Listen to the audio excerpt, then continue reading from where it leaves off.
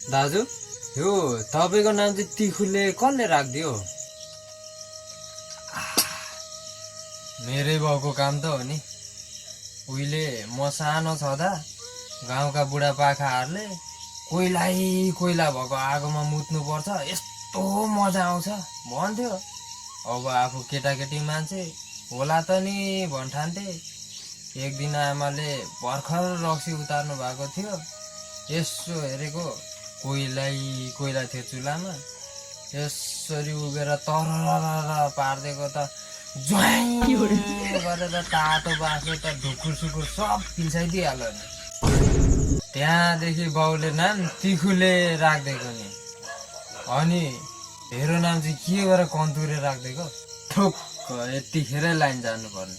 कुलमानलाई हटाएको, load setting हुनु थालिएको त। दाजु चाहेको नि कस्तो रहेछ भनेर। मिठो रहेछ दाजु। I love you,